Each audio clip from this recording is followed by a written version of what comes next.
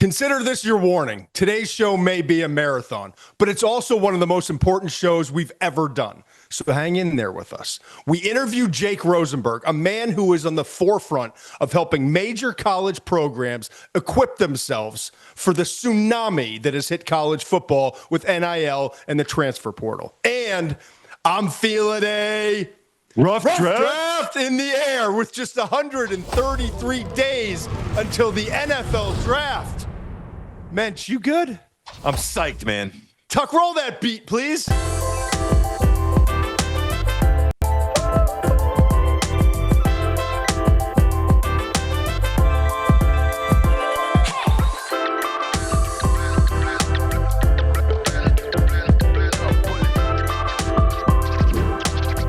All right, Mensch, we got a big one today. Here we go. Jake Rosenberg, the athlete group, is going to join us. It's an awesome interview that we're going to share with our audience. And like, if you like, or like most of us love the game of college football, if you're interested in NFL general manager / front office situations and how it all works, if you're interested in the ever-changing landscape of college football, this is, I said in the open, it's the most important conversation we've had college football related. I know it's not the CFP. I know it's not the matchups, the rankings, FanDuel odds, and all that stuff. The McShay Show is presented by FanDuel. FanDuel's got it all. Same game parlays, quick bets for jumping in live, and your way so you can build the bet that fits your play. Plus, don't miss out on holiday offers and surprises all month long. Download the FanDuel app or head to FanDuel.com/McShay to get started. Must be 21 and older and present in select states, or 18 and older and present in D.C., Kentucky, or Wyoming. Gambling problem? Call 1-800-GAMBLER or visit rg-help.com. Call 1-888-789-7777 or visit ccpg.org/chat in Connecticut.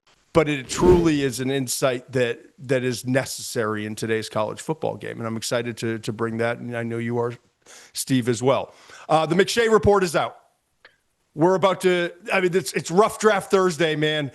And we just had the college football conference championships, and Mendoza had an awesome game. And that's kind of what the jumping off point. But today we're going to get to the top 10 prospects we have, maybe a couple other things before we have the interview with Jake Rosenberg. But the McShay Report is out. Google it, the McShay Report. Subscribe, be a part of it. This is like the soft launch to the 2026 NFL draft right now. And you're going to want to be with us along the ride. I think we've proven in 1 year, behind the scenes, the buzz, the rankings, like, I know I'm biased, but no one's doing it like us, Mensch, and people are starting to realize it. And I'm getting texts and calls, and you know what? I'm proud of it, and I'm not going to shy away from it. And if you care at all about your NFL team, if you care at all about where these college players are going, you're going to want to subscribe to it. So whatever we do on the show today, I promise you, it's going to be extended and probably double the content that you get on the show. You'll get in the McShay Report. Okay, all that said and done. It wasn't an epiphany, Mendoza on Saturday night against Ohio State. It also statistically was just, okay. But it was, for me, the moment that I had been waiting for. And I want to bring people back without going very much into detail. But this summer, we decided to do a full breakdown in Mendoza.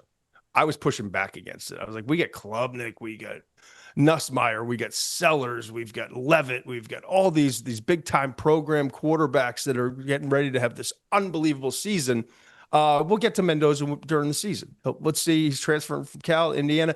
Dan and you, Steve, pushed back and said, no, we need to do something on Mendoza and we need to do something on Mateer. And I'm grateful that we did, because it provided us a foundation for where they are as players and allowed us to see the progress that they've made this year. And we shared that with our audience. And at the time, I said, I told you, I'm not fully in love with him, but I'm in love with what he can be. And throughout the year, I was hesitant. And as everyone else on Twitter mafia, as you like to call him, is like, oh, Mendoza, number one overall. He's this, he's that, the other thing. I'm like, I'm not there yet. And that's okay. It's a long game evaluating college players, as you well know, Steve. I I wanted to see him against that kind of defense. And we saw moments on the road, right? Iowa, Oregon, Penn State. Penn State. Really good defenses, not necessarily all great teams, but really good defenses on the road where the numbers weren't as good as Illinois, where he's like 23 of 25 or 21 of 23, whatever he was. He had other games where the efficiency was just off the charts. Right. And I told you I learned more, and I think you would agree from some of the moments and overcoming adversity, games on the line. How does he show up? And he kept delivering. But I still wasn't ready to go chips all in on him. And it wasn't the best statistical game. But watching him against Ohio State and going back and watching the tape, some of the NFL throws, the extension of plays, the toughness after getting like cold cocked in that the first play from scrimmage by Curry, the defensive end for Ohio State, and bouncing back from that. And even the ridiculous interviews that he does after the game, starting to just fall in love with, you know, it's the best thing ever right now. It's the best thing ever. It's like Kurt Warner meets Kirk Cousins, and it's just different than what, you know. It's not this like, oh shucks, or like quarterback speak, and he's just authentically him. And you know what? It's kind of cool to be a nerd playing quarterback now. Because you know there's what? a lot of joy, man. I love the joy. There's a lot of joy, but there's also, as an evaluator, a lot of trust in that young man and his mental process, and that he's authentically himself. And I talk to about general managers that that are well renowned for doing the best drafting of quarterbacks in the NFL. I talk to quarterback whisperers and gurus. I talk to college coaches and NFL coaches and quarterback coaches, all of it. Spend more time on the quarterback position than any other position. And almost to a T, the people who know evaluations of quarterbacks the best, one part of, and a sizable part of their evaluation is always, and it's surprising to me, it was in the beginning, it's not now. Do they know who they are? Are they authentically themselves? Because if they don't and they're trying to be something else, I got a long list of guys that busted when they got to this league, because you can't fake it there. You got it. And we know, being in a locker room, if you're not authentic, you sniff through that really quickly. So all of this is a backdrop, Steve. I thought, and you agreed, if Mendoza's number one overall, let's just go through the list. Who are our top 10 prospects? And I know you have your own list.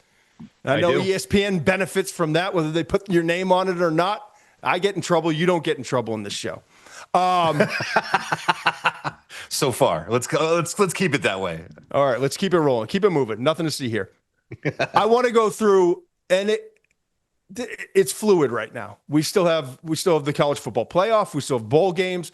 We still have the pre-draft process. We'll be in Mobile. We're excited for that. For the Senior Bowl, we get the East-West Shrine. We got all the other all-star games. We've got the Combine. We've got pro days, individual workouts. We got the intel that we're getting, all of it to go. But right now, I just threw together this list sitting downstairs last night. And by the way, I got to 10, and I was like, but I've got 4 more. Let's go to 15. Then I got to 20. I got 70 deep on my phone last night. I just got carried away. I'm not going to share all 70 today.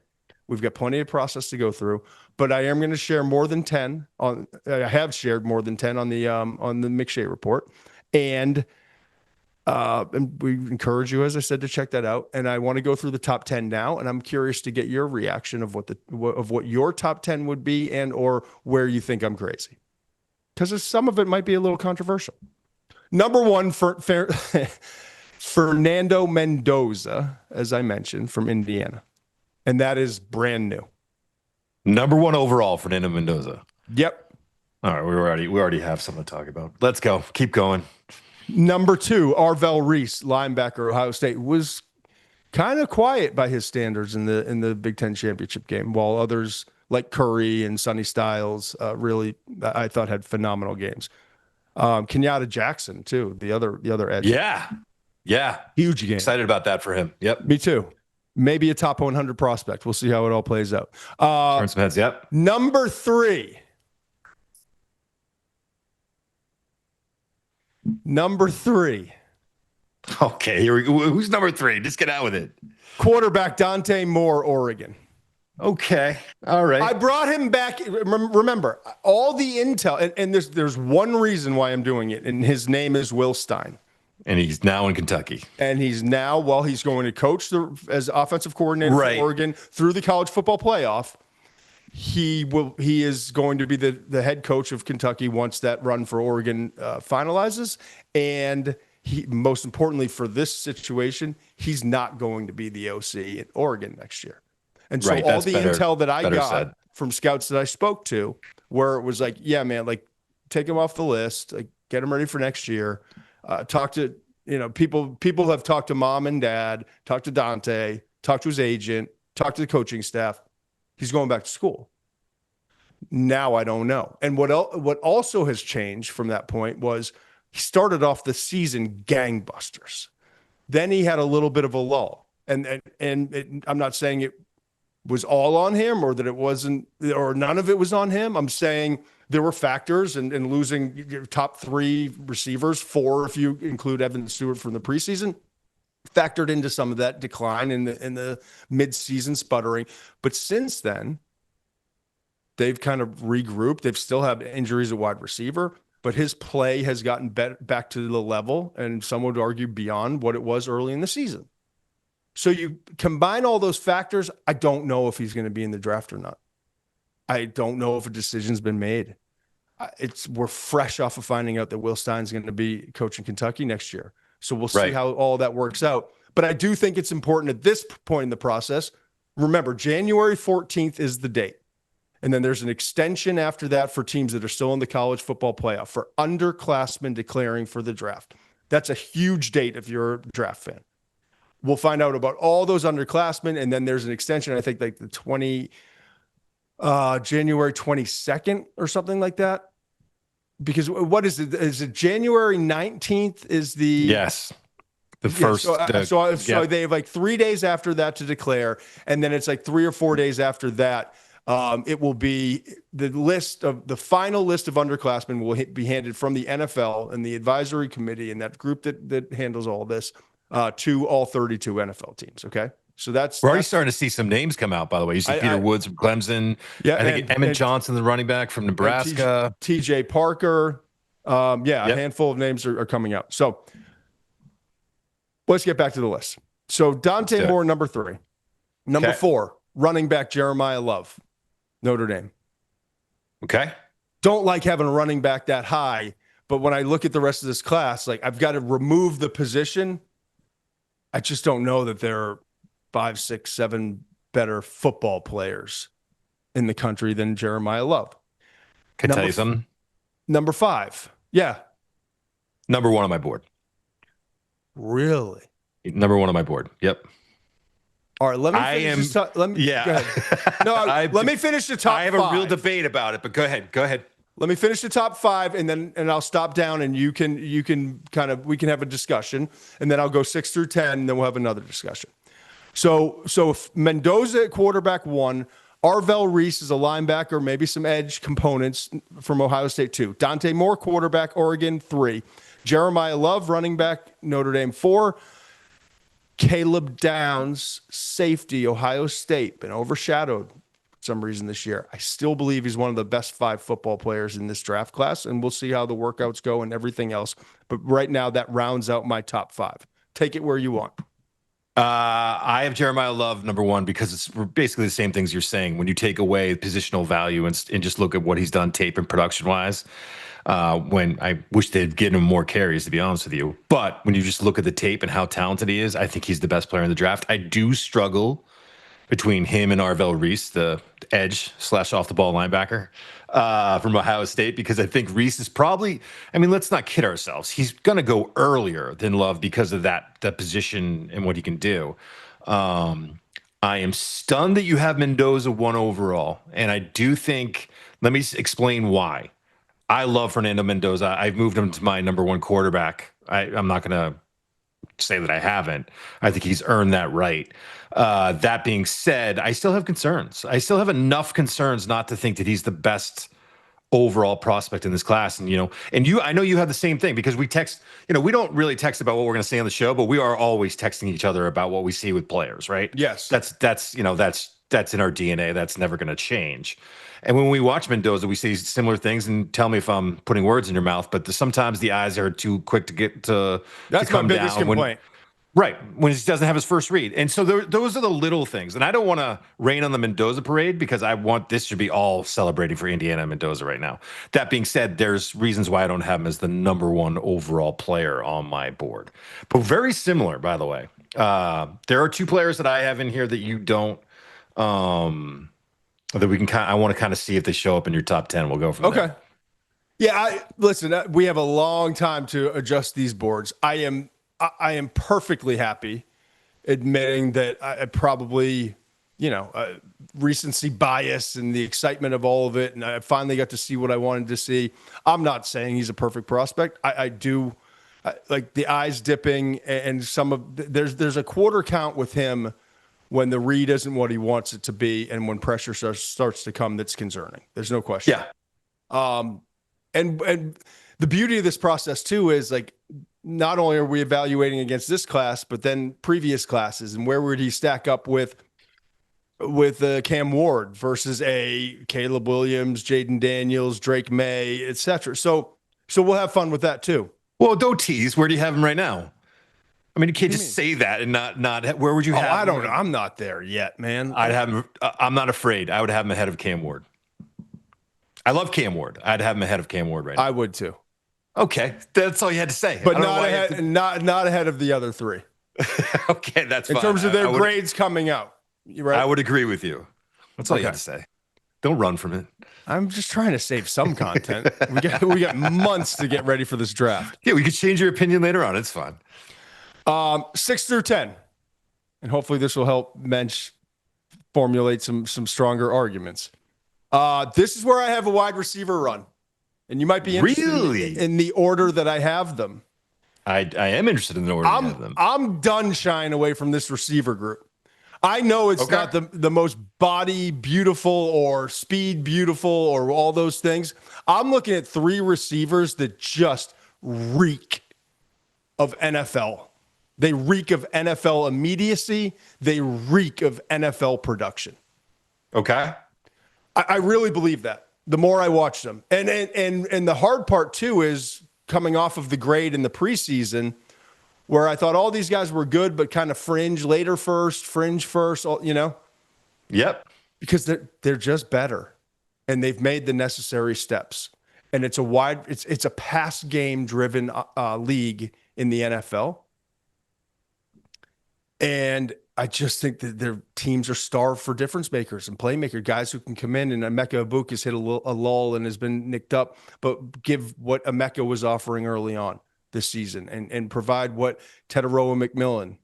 We'll see long term. I'm still not. We'll see, but that kind of production, not just long term, but like I need help now at that position. So here it is. Yep. Carnell Tate, 6 overall, number 1 wide receiver out of Ohio State. Okay.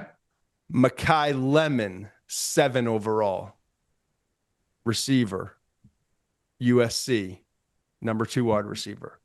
Number 3 wide receiver, 8 overall on my draft board, Jordyn Tyson, Arizona State. So Tate, Lemon, Tyson. All bunched together. The workouts matter for this position and cornerback probably more than any 2 other positions. There's a lot of information and data points, if you will, to still come in on all these guys. But if I'm just watching the tape, these are the guys that I think are absolutely NFL ready right now. And I'm not saying all 3 of them will go top 10. They probably won't. I'm just saying they are bona fide first-round draft prospects, and I'm done hiding from this receiver class. All right, 9. Edge. Keldric Faulk, Auburn. Ahead of Ruben Bain. Ahead of David Bailey. I think he's at, yep. I don't hate what you're saying here. And number 10, Offensive tackle and maybe Pro Bowl guard, Francis Mauigoa. It's Mauigoa, right? I don't know. I looked it up last night and it said Dude, Goa. look at what Dan wrote. Francis Mauigoa.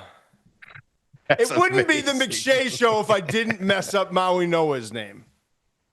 Amazing. But Amazing. I promise you in February, March, April, I will not say it wrong.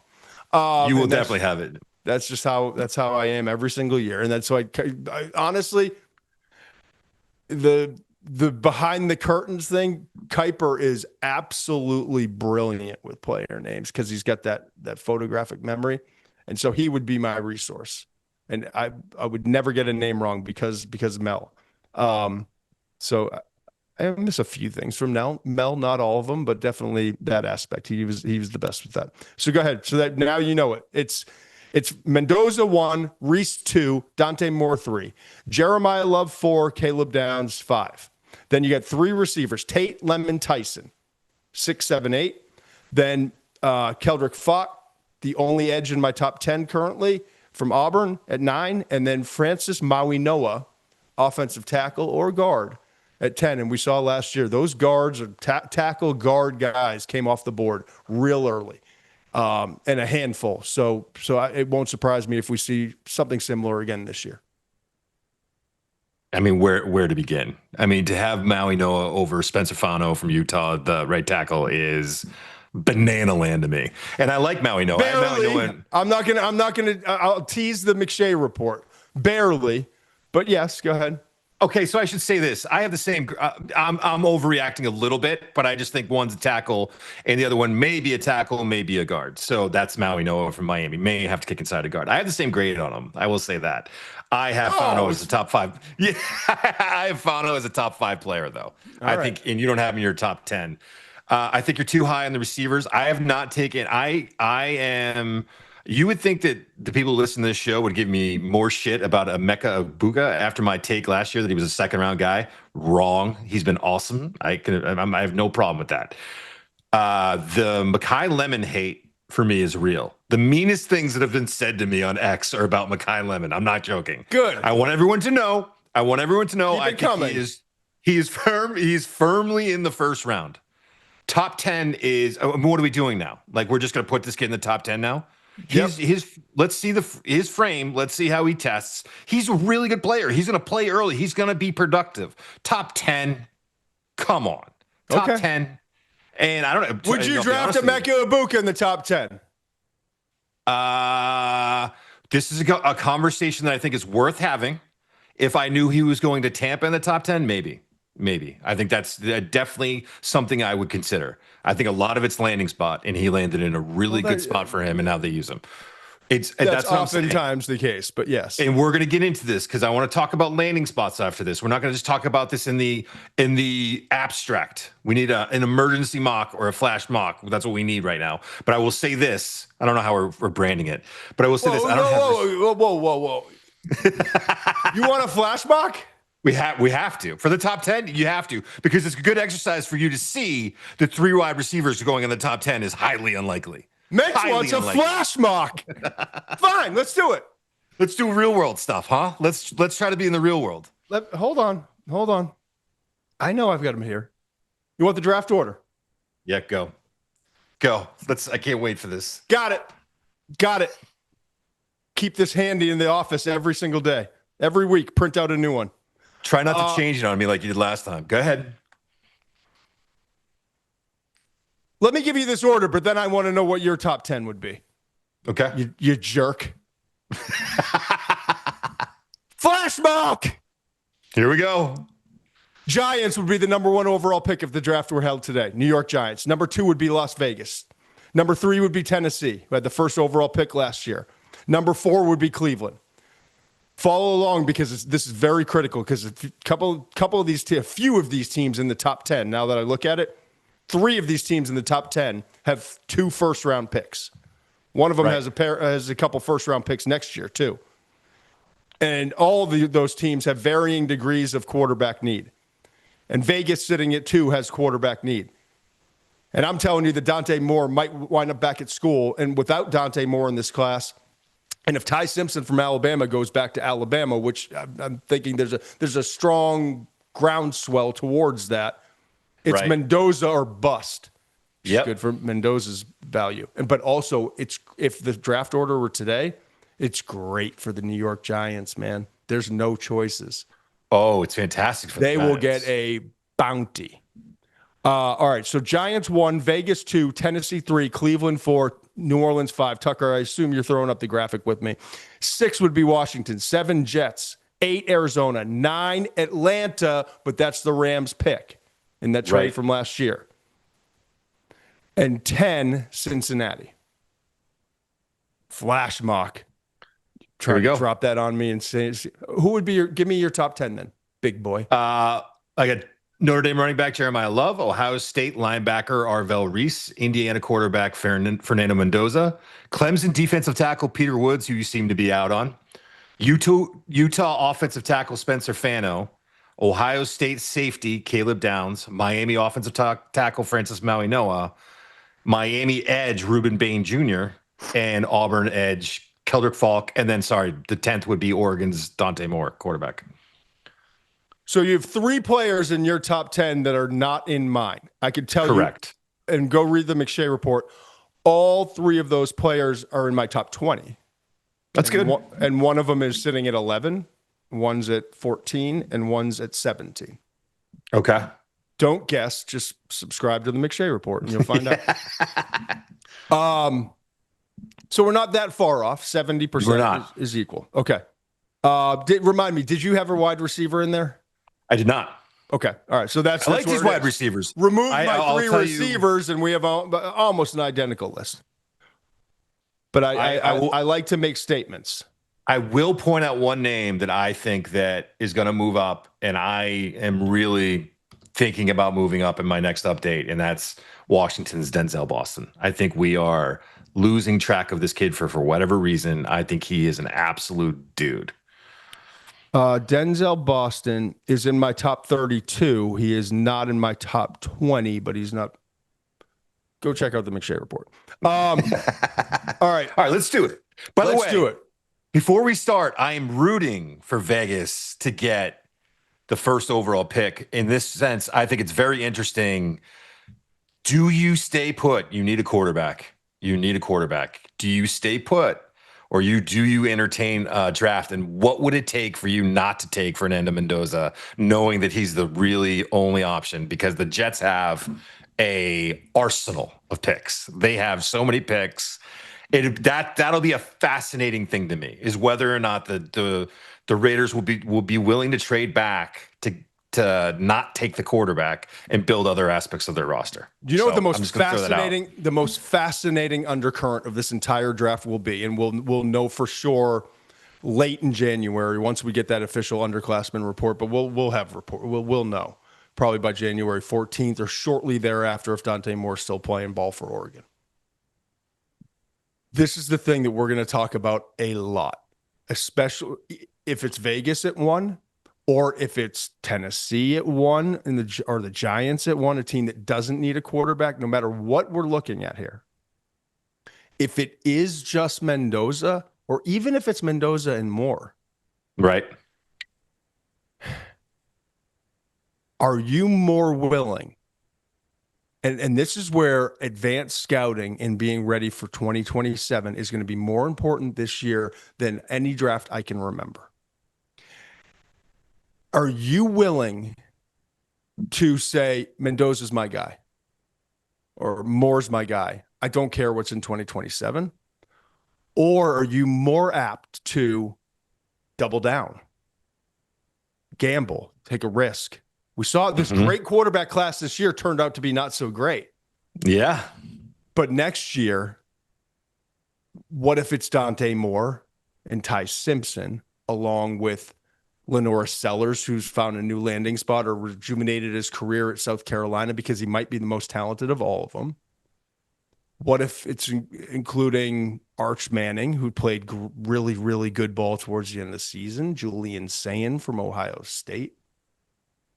There's a lot of names that are going to be in that class next year.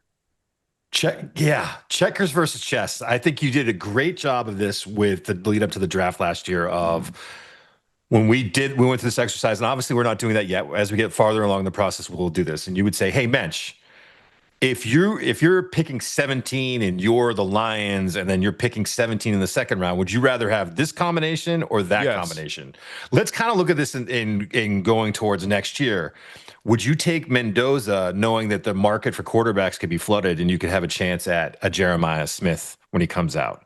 Are you saying to yourself, we're going to get our quarterback now because I know there's going to be a lot of other talented players that will have a good shot at getting later on? I mean, that stuff's all very hard and you have to be very careful about it, about forecasting all of those things. So who knows? Maybe he goes back and stuns the world. There's all of these things that come into play. Maybe someone gets hurt. Like, you have to be very careful about it. But I think it is interesting how teams might be approaching the 2027 draft as they are evaluating players for 2026. And do you purposely try to neuter the Jets? If the Jets are one of the teams that are interested in, no, seriously, because I love it. They have multiple first and additional picks next year, right? So do you purposely try to neuter them? So yeah, come on up, get Mendoza. But instead of giving me 2 firsts this year or something, give me your first this year. Give me one next year. So now you're just one of the other, and that put me in a position where I can then go up next year and get the quarterback of my choice, or I'm in position. So it's going to be fascinating to see the draft management of all of this. Yes. And which teams are like, because if I'm the Rams, I'm like, shoot, I didn't know that was a 37-year-old Matthew Stafford was going to be played at MVP type level. Yeah. He definitely has another year in him. Like, can we take one of these 2 first rounders we got this year and somehow trade this? If we don't trade up for Mendoza and we're sitting at 9 with Atlanta's pick that we already traded for, can we move off of that one? And will anyone have any interest, if there aren't quarterbacks, to move up to 9 for a different position so that I want to backload. I want to push that extra first round pick to 2027, knowing that everyone else in the league would like to push. Well, there's a lot of good players. Like, this is a really good draft as it's starting to shape up. 2027's got a chance to be historic, especially quarterback and wide receiver. All right. All of that said, let's get into it. Giants are picking in 1. And here's how I want to do it. So this is your flash mock creation last minute. I do have the picks in front. We always know the needs, so we're prepared enough, and now we have the updated board. Let's go through 10 of these picks, right? Yep. And instead of you doing one and me doing one, let's try to come to some consensus, and we'll just make it a TMS top 10 flash mock. All right. Giants pick at 1. In this scenario, do you agree or disagree that we should have them trade out of that spot? You have to trade out of this. Right? Right. You're going to get something here. Jackson Dart. I mean, I love Jackson Dart's game other than the fact he's got to protect himself. But Jackson Dart appears to have a very bright future. You have plenty of holes on your roster. You are getting out and taking advantage of the fact that other teams are quarterback needy, as you should. And the 3 teams in the top 10 that I mentioned have 2 first-round picks in 2026. Cleveland sitting at 4, Jets at 7, and the Rams via Atlanta at 9. I think the Rams are going to be much more in the market to, can we trade out of that spot and find a way to get another first-round pick next year? I don't think they're going back. They're not going up. I don't. And as it currently sits, they'd have picked 31 or 32 right now. But we'll see how the playoffs play out. They're going to have a pick in the mid to late 20s, if not early 30s. Yep. So trying to package that with something else to move up from 9 to 1 to get Mendoza, I just don't see Les Snead doing that. I'm with you. I agree. So now we're down to Cleveland at 4 and the Jets at 7. The Jets are sitting there and being like, you know what? There's all those quarterbacks next year. Do we want to move up? But what will it require us from 7 to 1? I think, I personally think the most reasonable trade for given these circumstances would be Cleveland going from 4 to 1. Interesting. It might be a new general manager, might be a new head coach. I'm not buying for a millisecond that Shedeur Sanders is their long-term answer at quarterback. I'm just not. Okay. I've seen others say that let's give them time. And I just don't see it, especially if it's a current regime. Although I would say the percentages of them both being back to general manager Andrew Berry and Kevin Stefanski, the head coach, are probably slim. I'd also say that I do think I've said this before, and I'll stand by it, that I think the Jets are the most likely to do it because they have the most firepower. But the Browns have an interesting chip in Myles Garrett, and I'm wondering if that's going to finally run its course. No, it's not. I would say this. Why not? Because you can't trade Myles Garrett, who's about to set the single season sack record, and he is the reason why your defense is that good. I'm telling you right now, if you have a player who's unhappy and doesn't want to be in the building, and you can't listen, what would make a player happier than finally getting a franchise quarterback, finally getting the number 1 overall pick? I don't know, but he's been there before and they haven't done it right. And I'll say this: Myles Garrett Micah Parsons is probably the number 2 edge in the league. Myles Garrett is head and shoulders above him. I want to be clear about that. But we heard last year that you cannot trade Micah Parsons. Look what the run that Dallas is on now. I'm just saying. I'm not saying they can't. I'm saying we're now creating all sorts of problems. That's what I like to do. Let's go. We'll keep it moving. So what about Cleveland? Let's go with Cleveland moving up to 1. I think it's interesting. Keeps it simple for now. So we're swapping those two. Maybe a new GM, new head coach, fresh start, but maybe not. We'll see. Okay. I wouldn't move on from Stefanski, by the way, but that's just me. And I don't have a tie to CAA or whatever else that people are out there saying with certain people in the media. So if Cleveland's 1, then the pick is Mendoza, right? Obviously. Right. Then the Giants would move down to 4. We can get to them in a minute. Vegas is sitting at 2. It's got to be Dante Moore. I don't like the inexperience, but you have to draft Dante Moore there. If Moore is in this quarterback in this scenario, he's in the class, then I'm with you. All right. So then that takes, let me jot this down. Mendoza's off the board. Dante Moore's off the board. Now pick 3. Tennessee sitting at 3. Who would you choose there if you're the Titans? Arvell Reese is really, I think they need, I would go Arvell Reese because I think that, technically need an edge. I think in their system as an edge, he would be outstanding. I would go Arvell Reese. I would too. All day long. Long.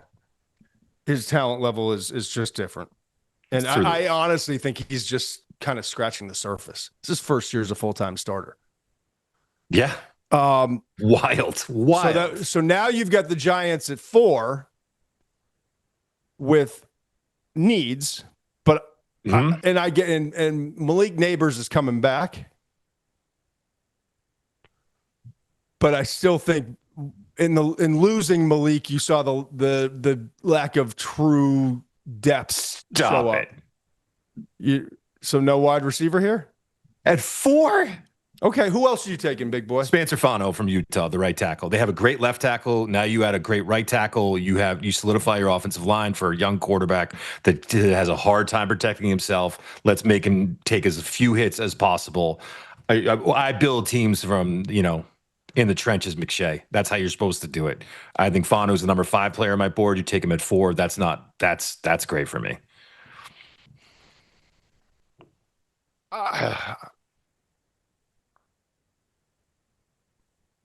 It might be why the Giants try to move back even more to justify. That's why I think they could entertain the Jets, because if the Jets are willing to give them more, they could potentially get a Fano at 7. I think that could happen.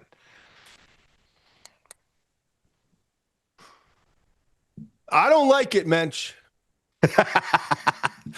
4 for Carnell Tate. I love Carnell Tate. 4. Okay, fine. We'll go Fano. Okay. Fine. It's going to stick with you. You're bossy today. I'm just sticking up for my guys, man. I just don't think we'll see. All right. Fine. It's a collaboration. The TMS. Yep. I really appreciate Flash mock. I'm not good at it. Just ask my daughter, Alaire. Okay, so here we are at number 5. New Orleans. They needed I think they need edge. They need wide receiver. They could use offensive line. They need a lot of things.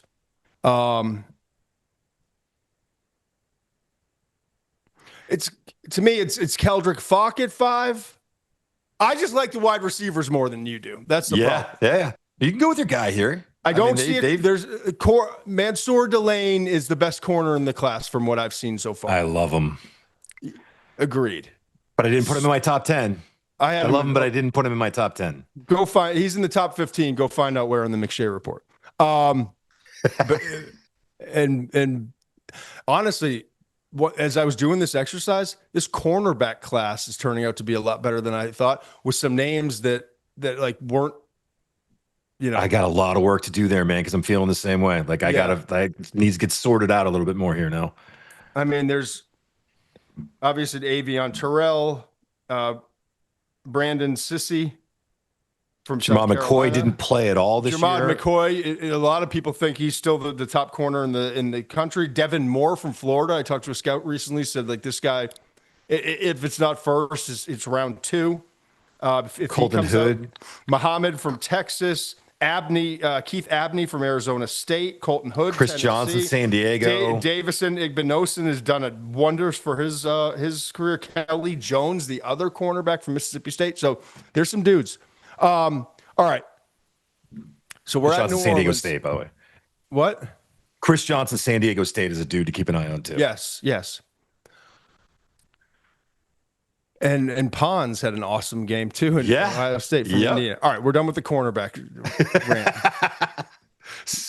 New Orleans. It's to me, it's Faulk or a wide receiver. I mean, I'm going to favor the guy up front. That's what I do, and I think that Faulk's a better value there. I love Carnell Tate though, and I'll go Faulk there. I'll go Faulk. Okay, I'll go Faulk. All right, I'm fine with that. So Faulk goes 5 to New Orleans. We thought all last year they would draft the next Cam Jordyn replacement. Thought it could be Michael Williams. Didn't wind up being. Yep. They went offensive tackle, right? Yep. They went Kelvin Banks tackle. Jr. Kelvin Banks Jr. and great. It's been a great pick. Yep. All right, so we'll take Faulk off the list. So here, still on the board now, Jeremiyah Love, running back Notre Dame, Caleb Downs, Ohio State, and the 3 wide receivers, Tate, Lemon, Tyson, and Mauigoa, the offensive tackle guard from Miami, and Peter Woods from Clemson, interior defensive lineman. So those are the names still on the board as we get to 6 through 10 in this flash mock. One of our favorite exercises to do. Mensch called it early in the season. It's December 11th, kind of early, but I kind of love it. I think it's the second time I've done it too. I just like these. Washington, here are the needs I've got for them. Edge, receiver, corner, linebacker.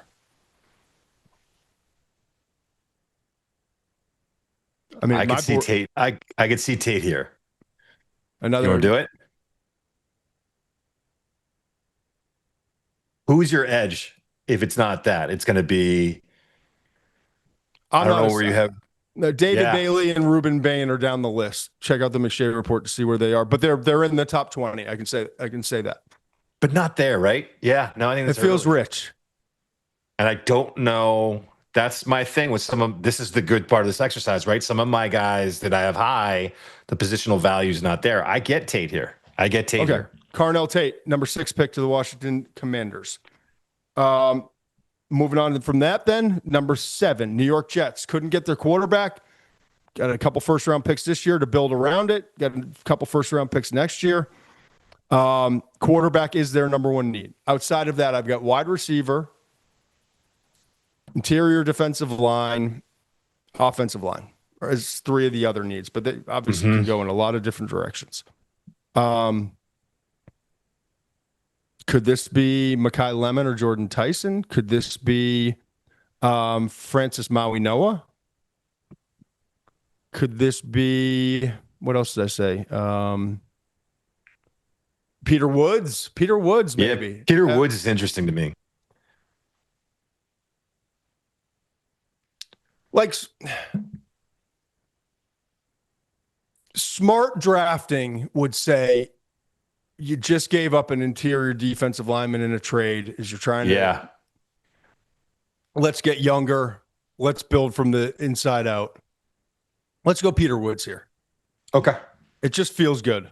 And Mauigoa, by the way, for kind of similar reasons, I kind of like Mauigoa too, but I like Woods better. Okay. I don't disagree. All right, so Peter Woods goes 7 to the Jets. 8, Arizona. It's got to be Love. I love to Arizona at 8. Yep. Jeremiyah Love, running back. It's the best fit in the early portion of the first round, wherever Arizona winds up picking. Yeah. So Jeremiyah Love, your number 1 prospect, my number 4 prospect, comes off the board at 8 to Arizona. 9, Rams. Postponing the quarterback thing. Let's not project a trade here. Right. Although I would put an asterisk on this and say Les Snead will aggressively be pursuing trying to pick up a first-round pick next year to be part of that Arch Manning, Julian Sayin, Lenoris Sellers, maybe Ty Simpson, maybe Dante Moore. I know I'm missing some other names, but it's a loaded class. If you talk to some scouts, like don't forget about Nico Iamaleava. So there's just a lot of dudes that could have big years and propel them. The Rams, I could see Caleb Downs here. Just take the best player. Yeah. I could also see offensive line. I could see offensive line with Mauigoa. I agree. Those are the two players specifically for their needs. I've got offensive tackle, I've got quarterback down the line, safety, corner, receiver. They can go any of those directions. Do they fall in love with the corner after the workouts and all that? We'll see. But right now, I like Downs. Okay. And if Downs doesn't go 9, he could go 10 to Cincinnati. But let's plug Downs in. Caleb Downs, the number 5 player on my board. Where'd you have Caleb Downs? 6. So I good know value. how good I feel about that. Yeah. Downs goes to the Rams in that trade they had with Atlanta in last year's draft. And then 10, Cincinnati. I mean, does it have to be an edge? Because, like, I don't envision a world in which I think Peter Woods, if he were still available, would be on the table. I think Caleb Downs. Do you feel like it's the available. best defensive player available at this point? Absolutely. That's what it feels like. Absolutely. And on my board, I've got Lemon and Tyson at wide receiver. I get Mauigoa at offensive tackle guard. Could this be Mansour Delane? But you're probably looking at losing Hendrickson and who opposite him. Yeah. You're losing, but you drafted an edge last year. This is either going to be David Bailey, Ruben Bain, or Mansour Delane. Or Messidor. I feel like Messidor could get sneaky and move up. I don't disagree. See. Yeah, Hakeem Messidor, the edge from Miami, is someone to keep an eye on. But I do have Bailey and Bain Jr. ahead of him right now. But it's a name to keep an eye on. I'm glad you mentioned it because when I told you back in October, by the way, when I talked to a scout, he was Messidor over Bain all day long. So that was an interesting conversation. And since then, you've seen kind of a groundswell, right? Yeah.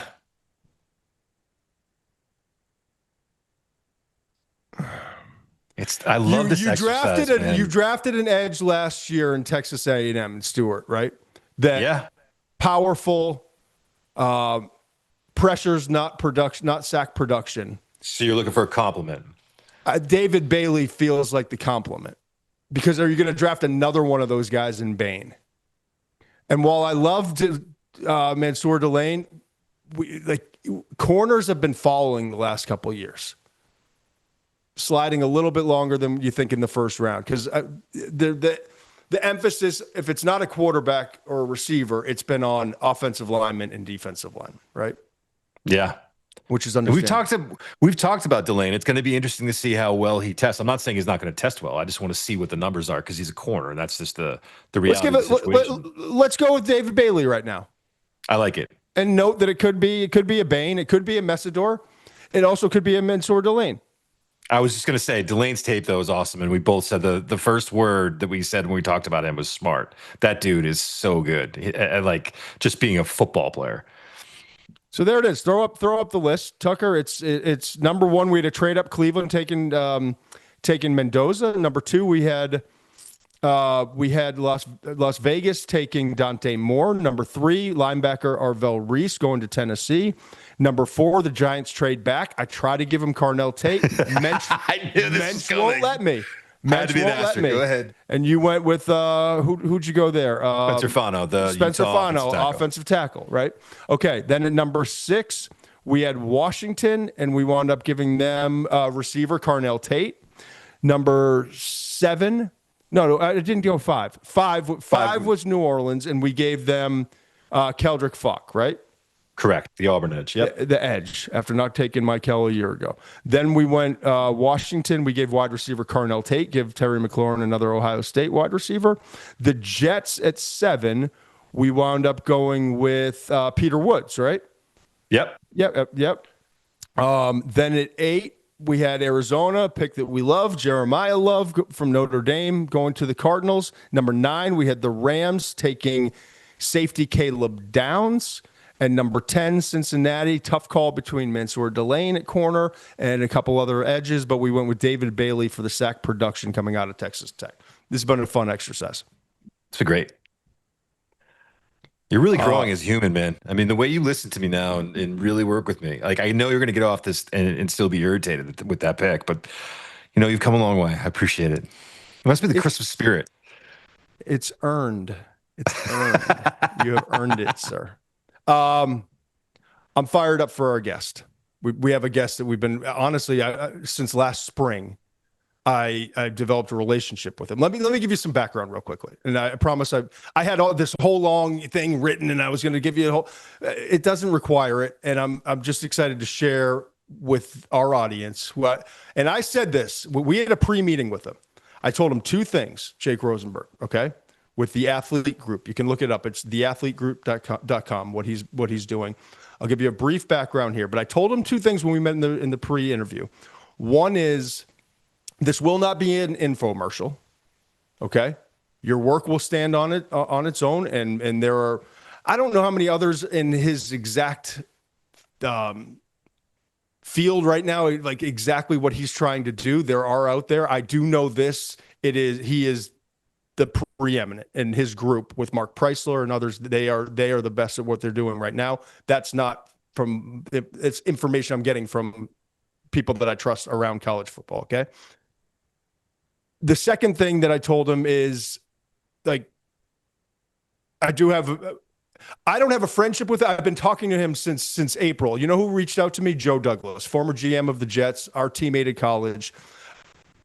Joe and I have a friendship above all else. Joe has multiple times he's told me, you should get with this guy. I think, or I've told him, hey, Joe, why don't you talk to this guy? Like we put each other in contact. But twice now in 25 years of working in this business, Joe has called me and says, you absolutely have to talk to this person. The first was Kevin Whittle. We didn't have money. We didn't have, literally did not have, we were working at ESPN at the time. I had no way to hire Kevin Whittle. And Joe said, hire him. Figure it out. I've never heard of Kevin Whittle. We figured it out. Kevin came and worked for nothing at the beginning and then a little bit more than nothing for a while. He worked with us for 10 years. And outside of you, Mensch, and I don't even consider you a hire, that was the best hire I've made in my entire career, okay? I miss him. Now he's with the Baltimore. I miss him. Now he's been in the NFL, high-level scout, and is like an impactful presence in the NFL scouting community, okay? The second one was Jake Rosenberg. Because Jake had just left the Eagles, where Joe was for a long time with Howie Roseman. He was Howie Roseman's right-hand man on the personnel side. Jake was the right-hand man for Howie on the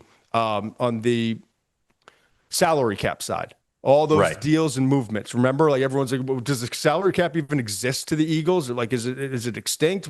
They keep trading for players, bringing players in, restructuring, backloading deals, turning salary into signing bonuses. They keep doing all this stuff, right? Well, Jake was the right-hand man behind all that stuff with Howie, right? In addition to Howie being creative and ahead of his time, Howie hires very well. If you go look at his staffs over the years and where those guys are, look at his tree. It's growing fast. And I'm shocked that more people in the league, owners, haven't found themselves something. There's no finding another Howie. Howie's one of one. But follow that structure they created organizationally, okay? So that's kind of the backdrop. He was with Philadelphia starting in 2012. Won a Super Bowl there, was there like 10, 11, 12 years. Left before 12 years, I think it was. Left before they won their most recent Super Bowl, the second one under Howie, okay? And he did so, obviously not realizing they were going to win a Super Bowl that year, but recognizing there is such a tsunami that has hit college football, and these programs need help. And I feel like with my time at the Eagles, 15 years as a trader in Chicago, time with the Eagles has uniquely qualified me to help some of these programs adapt and evolve to what's going on with the NIL, transfer portal, and everything else that's being just blasted into the lives of college coaches, especially head coaches, okay? So when you look at all of that as the backdrop, he left the league in 2024. He and Mark Preisler, who I actually I didn't even know at the time. When I was talking to Jake in the beginning, he's working with Mark Preisler, who was a producer of mine like 20 years ago at ESPN. So I've got ties with these people. I'm not here pushing that he's the only one. I'm not saying he's the solution to every program that needs a new head coach or needs restructuring or needs help with it. I'm not. That's not why we're doing this. We're doing it because I promise you there's a desperate need for more information. And I know you as fans of college football and the game we love, and just as fans of the NFL draft and the NFL in general, like starving for more information, what's going on behind the scenes in draft rooms and salary cap and all that in the NFL. But now even more starved for what's actually going on in these college football programs. Why is it working at Oklahoma and it's not working at other place, insert team, insert program? Jake's behind some of this stuff, forefront of all of it, okay? And he launched this group just about 2 years ago, 23 months ago, I think it was, the athlete group.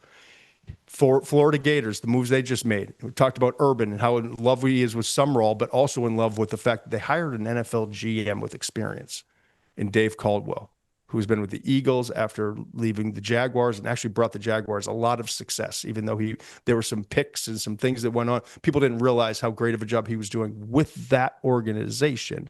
And then he just sharpened the knives with Howie the last 5 years. So Florida's an example. Oklahoma's an example of what Jake and his group have been able to affect change with and help them structure the right organization to help support the head coach and the entire football program. There's 8 clients he's worked with. I know there are a handful more that he's now talking with, and you'll kind of get a sense of where he's going. Most importantly, when you're done listening to this interview with Jake, you will have a much greater, like significantly greater understanding of what's really going on behind the scenes with college coaching hires, with NIL, with this salary cap, with the collectives and everything else. So now's time, Steve, and I know you're fired up for this conversation. I can't wait to see both you and I take it, but now's time. Let's bring on Jake. This episode is brought to you by Scout Motors. As we get closer to the playoffs, everyone's focused on the future. Who's advancing, who's not? Scout Motors is focused on the future too. The all-new Scout Terra and Scout Traveler will combine iconic heritage with reimagined engineering and design. With plans for advanced four-wheel drive and optional 35-inch tires, they'll be ready for whatever challenges come next, whether that's winter roads or no roads at all. Join the wait list at scoutmotors.com. Concept vehicles not available for sale. Features and performance specifications are preliminary and subject to change. Joining the wait list does not guarantee purchase. Visit scoutmotors.com for more details. And there he is, as promised. Jake, how you doing today, man? Great. Appreciate you guys having me on. Excited about this. We are too. And I think it's an important conversation to have. And I think it's the right time to have it with a little bit of a lull between the championship games and the college football playoff. I described it in the open here as a tsunami that has hit college football in the last couple of years with the NIL and the transfer portal and all the changes that have occurred.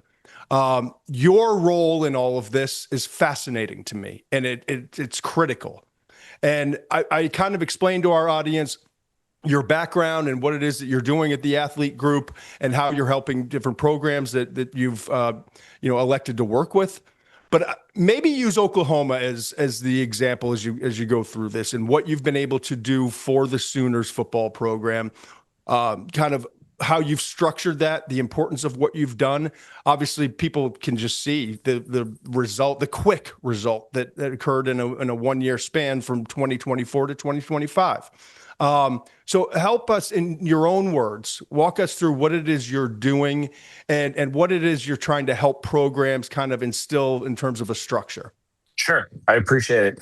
I think I started this with the idea that college was clearly professionalizing. You had players getting paid, and you can tell that there was becoming more and more of professional characteristics in college than there had ever been before.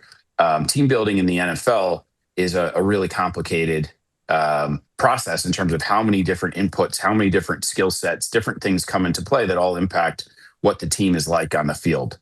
And college has been, by and large, a pretty constant, consistent process for a long time. You had one thing to offer. It was a scholarship, and it was yes or no. There was sort of a binary aspect to that. What we've seen now in college football is, as you said, the tsunami has added all these different aspects to what it takes to put a good team on the field.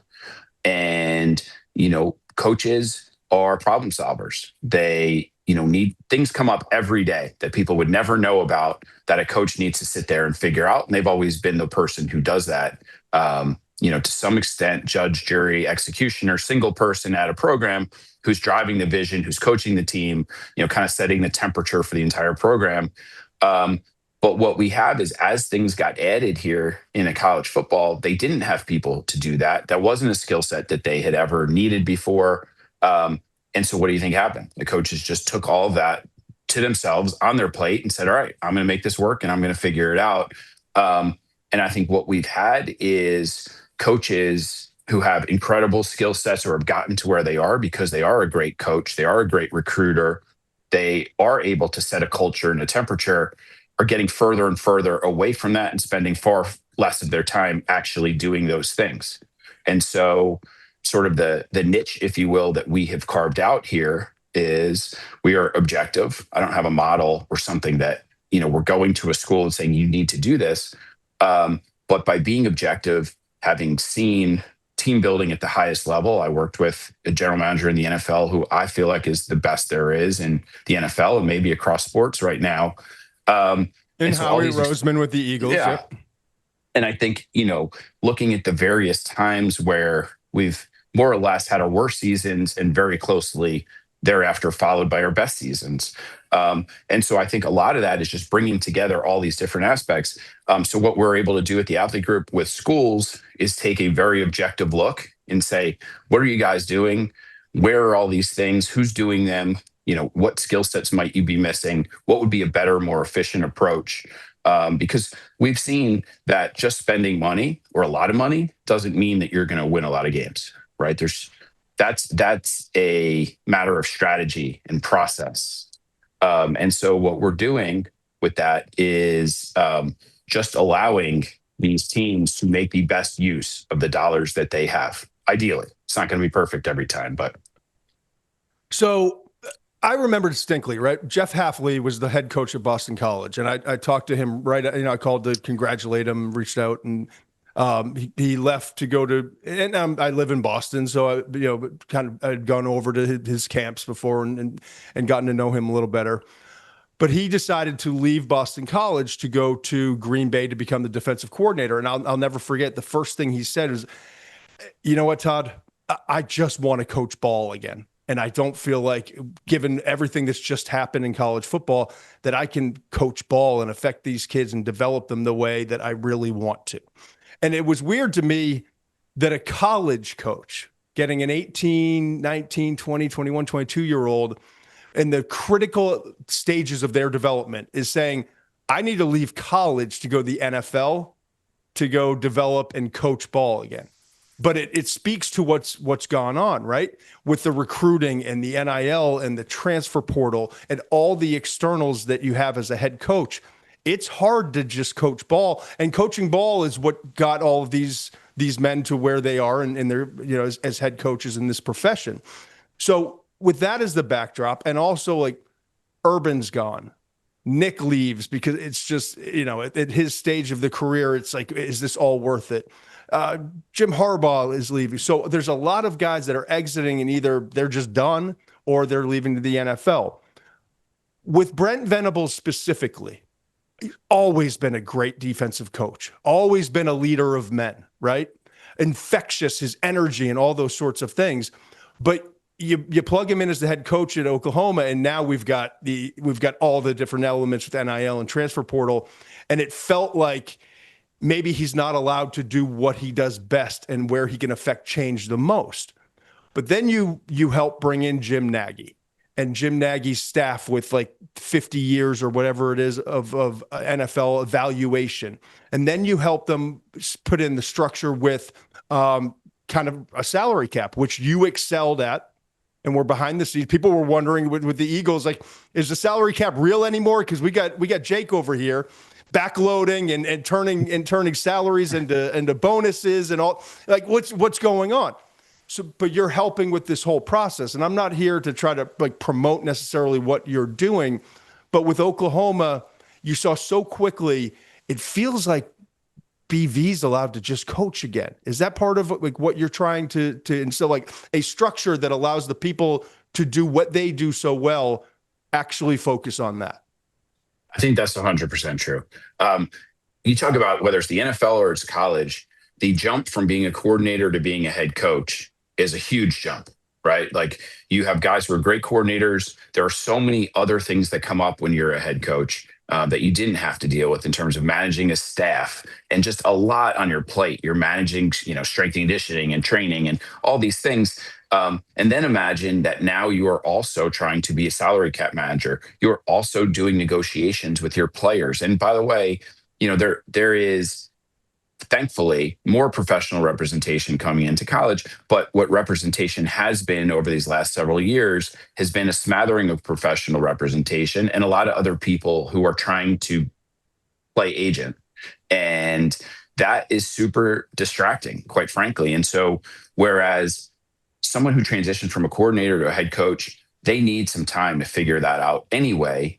Now they're adding all these other things to their plate, which in my view, and I think one of the things, kind of core principles, if you will, not that we said this, but about the Eagles is the strength is the organization. Howie is great, but his vision is to build an incredible organization.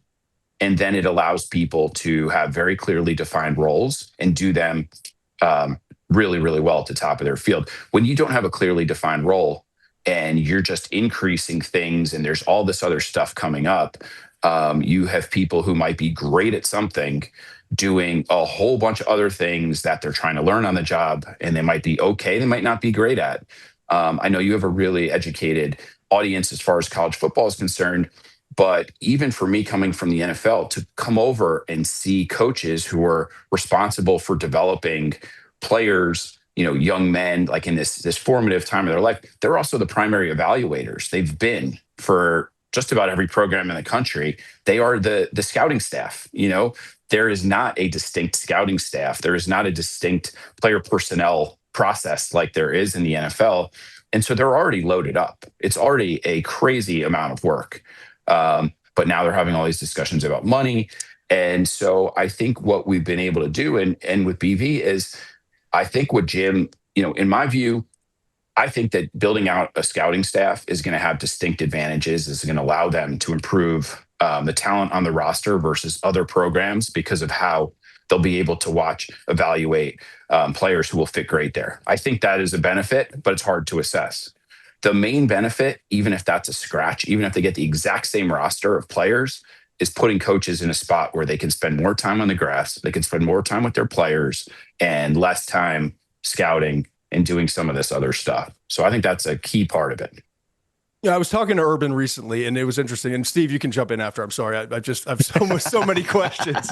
But typical. I know. I was talking to Urban recently, right? And he's thrilled about the hire, and obviously he has ties in Florida and Utah and Ohio State specifically, and Bowling Green, of course.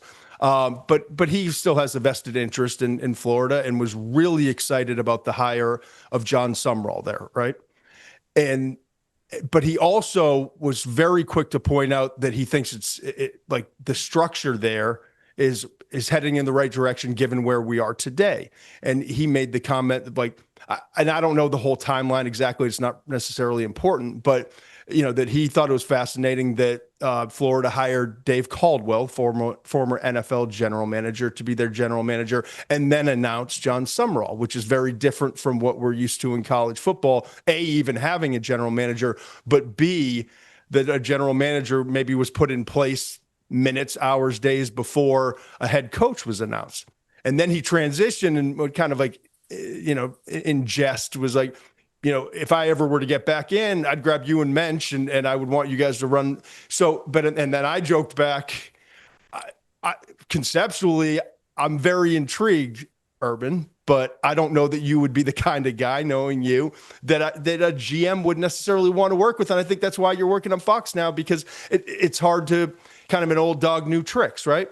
How challenging is it now when you have a program that comes to you and says, Jake, we need your help. We see the success you've had at Oklahoma. You've worked with 8 programs now, and we want you to help structure a program and a system that's put in place where a general manager and a front office staff is working like this, together, arm in arm with the head coach to allow everyone to do what they're doing best.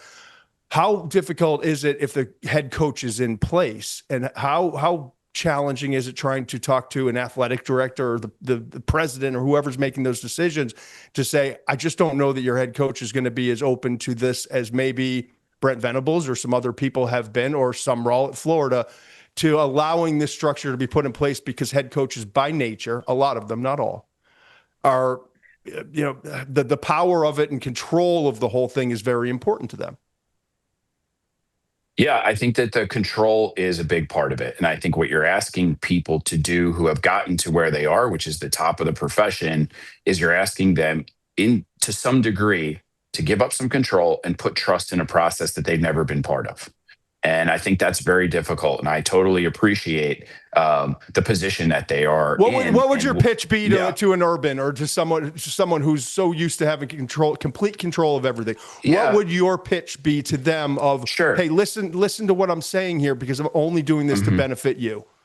Yeah, I think that my pitch is, if you find the right person to be your partner, because effectively this is your partner in building and running a team, this person will take umpteen amount of things off of your plate, allow you to do what you want to do, which is coach the team, and have better players to coach.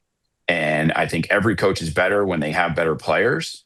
I think coaches in their hearts understand that they don't want to be in a room negotiating with their own players or talking to agents and doing all this, but they also are not trusting and don't understand how else it would work.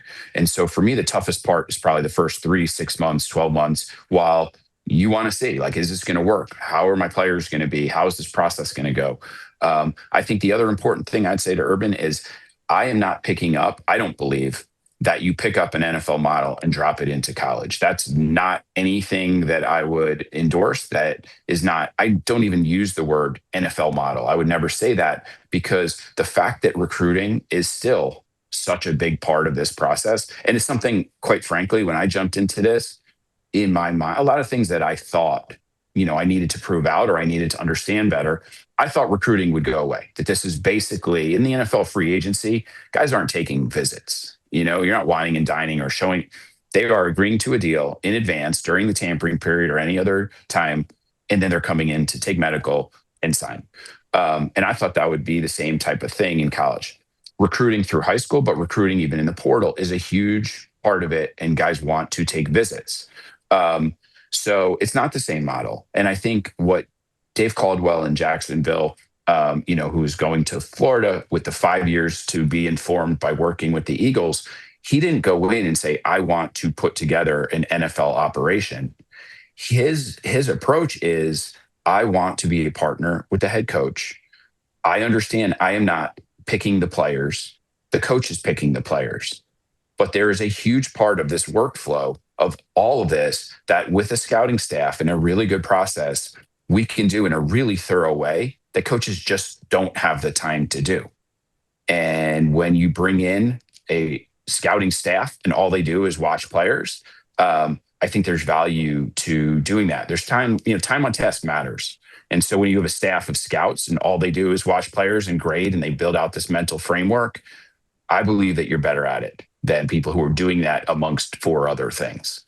And if there's a collaborative approach and the coaches are going to pour into the scouts and make sure it's clear what their vision is for how that team's going to play at each position, what those guys need to look like, think like, what they want from a background and mental perspective, I believe that you will get better players. Coaches don't lose control because at the end, the scouting staff is going to pretty much handle the first 80 or 85% and then turn over a list of players that they have curated and say, all right, these are the best 15 players for you. You go through this, you figure out how you want to stack them, what your favorite players are, recruit the crap out of them, and we're good with any of these. So that would be the pitch. It's not an NFL model. And I think if someone tells you that it is, it's not. And I think each coach, each building culture is a little different. And so you need to kind of weave those differences in. And before we create a media frenzy, Urban also did say, I'm not going back. I'm very happy at Fox. Go ahead, Steve. Well, to kind of build on that conversation, this has been an insane coaching cycle, right? And I'm wondering if the way these schools are approaching the search isn't the right way now as much as it, like maybe they're doing this the way you would have done this 10 years ago. And maybe you're not looking for that big name CEO coach that's going to get a lot of attention, but you're looking for a guy who's going to work better in the new model. Do you think some of these schools are approaching their searches in the wrong way? I think a lot of these schools are approaching their search in the wrong way. I have seen in college that there is far less work done on the front end or before a search starts in terms of doing research, understanding the candidates, also understanding internally from a strategic standpoint, how do you want this to operate, right? Because to your point, I think this is less of a one-man band type of situation. I think a school that is really firing in all cylinders with a great strategy and structure, I believe, has an advantage over the coach who's handling everything. There are coaches who might be exceptions to this rule who are just so unbelievable at what they do and are so unique in their ability to process and all the things that go into it. But I also would say if you're building a model based on the 1 in a million guy, then you're probably not doing it the right way. I think you got to build on the probabilities. The fattest part of the curve is going to be coaches who will come in, coach really well, recruit really well, culture really well, but you can handle all the other stuff for them. Yeah, can we talk about our guy Nagy? Sort of a little bit of a connection here. He wasn't, he's not recruiting. He wasn't evaluating high school talent when you guys hired him. Sure. He didn't. I mean, what he did at the Senior Bowl is incredible. Mm-hmm. That's the key for itself. That's absolutely the key. Yeah. So when you sat down with him, what made you think you can make the jump from doing this, which he was outstanding at, we all know that, to building a college roster, which I think is a different challenge. I mean, when I look at that, the depth of the talent pool when you're trying to recruit kids out of high school, it's overwhelming. Thank you, Todd. That's exactly the word I was going to use. And then you look at, a player like Trinidad Chambliss at Ole Miss. No one had him, but they were able to get him. How are you finding those players? So when you sat down with Nagy, what impressed you about him and saying, this guy's perfect for what we're trying to do? Because I'm not sure other people would have seen the same thing. Yeah.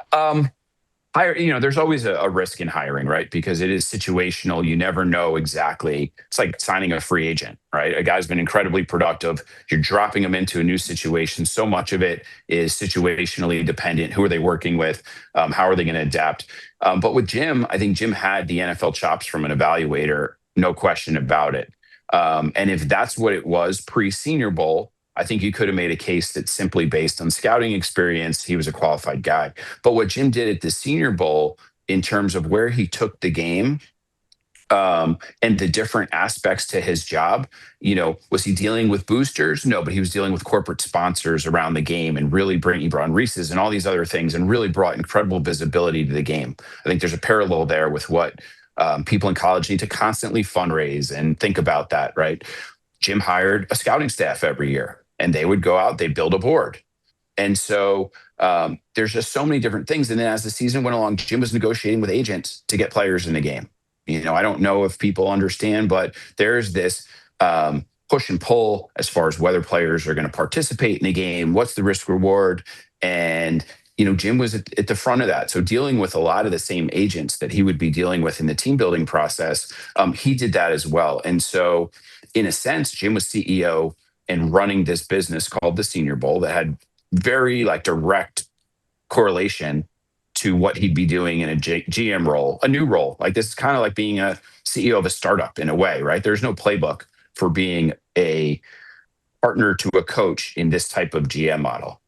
If you ask me if I think this will in 5 years from now be, the preeminent model, I do think so, because I think that once coaches get over this, trepidation or there's a fear, they want to kind of look around and see other people are doing it. It's good. We'll be good. Don't worry about it. I think it'll move in that direction because going back to what Todd said earlier, being a coach right now sucks in college. I mean, it just never stops. Their quality of life is terrible. Oh, it's horrible. The workload. I mean, it's terrible. Insane. It's a workload. It's constant conversation. You're on the phone all the time. And it never stops. There's no boundaries to when players and parents and agents are calling you. So I think if you could improve that quality of life, improve the quality of the players on the roster, and get them back to doing the things that got them into the profession in the beginning, I think at the same time, you're improving the quality of life, but you're also improving their chances of being successful. And, I'm not taking credit by any means. I just want to be very, very clear. The season that OU has had, an unbelievable coaching staff. Jim and his staff, I know, have done a good job taking stuff off the coaches' plates and allowing them to get back to that. But this roster, by and large, a lot of returning players.